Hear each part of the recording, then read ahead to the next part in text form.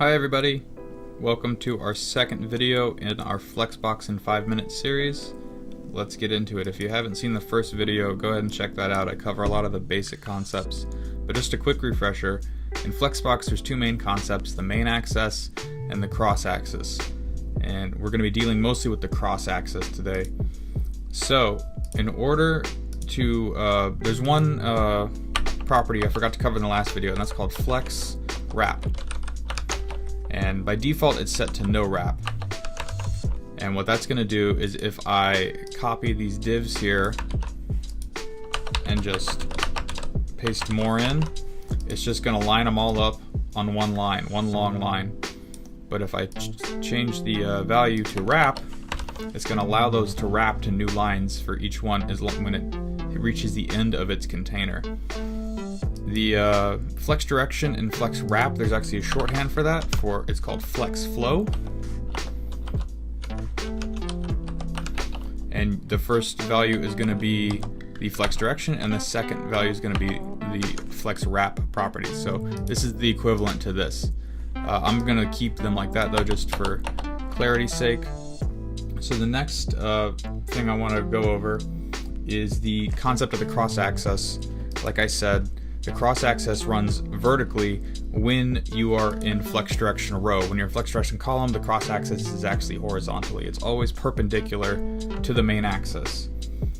The first cross axis value we're going to apply, actually in order to demonstrate this, I'm going to set a height on the container just for demonstration purposes to 100 VH. VH stands for viewport height, and what it's going to do is it's going to expand our container all the way to the size of the viewport, which is nice. So it actually adjusts to the size. And then the first cross-axis property we're going to look at is align items.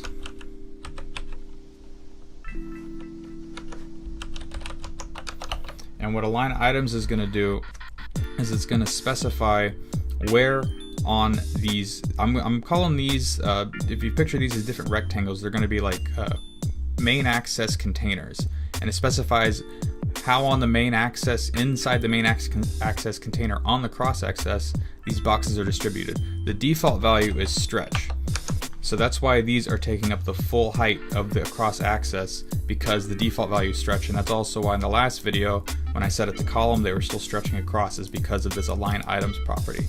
So I could change that though to flex start, and it's going to push them all to the top of these main axis containers, and I can still adjust it. That's what's nice about Flexbox, it still adjusts to the size of its parent element. The next, we could also do align items center, and that's going to center them inside of these main axis containers. The next property I'm going to cover is called align content.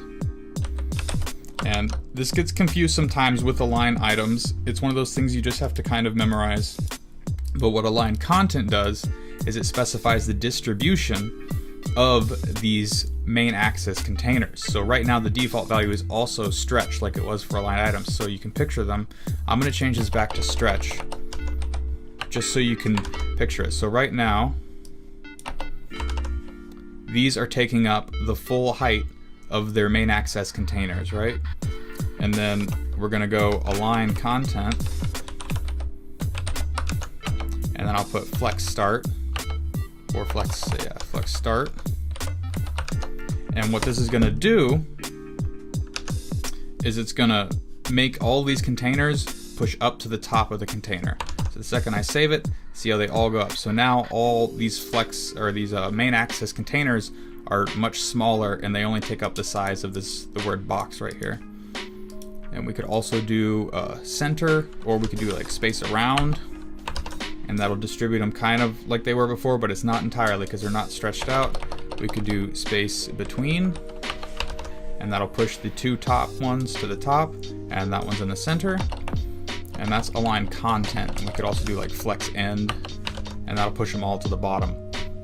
And then the last property I want to cover is the align self property. So I'm going to change these back to flex start.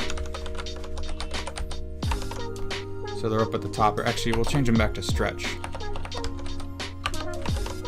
So now they're all stretching. And then the align self property, what align items actually does is it sets the align self property on each one of the flex items. So if I apply an align self myself, like all of these box ones have a class of red, I'm just going to apply it to that. I'm going to put align self, and then I can make that center. And now only the red boxes are going to be centered. The rest are still set to stretch. And I could do the same thing for the blue boxes. I could go align self, flex end, why not? And now all of these are going to be at the bottom of the main axis containers they're in. But remember, we're still aligning across the cross axis, which is the vertical axis, because we're in flex direction row. That's it for this video. Stay tuned for another Flexbox video. Thanks for watching, guys.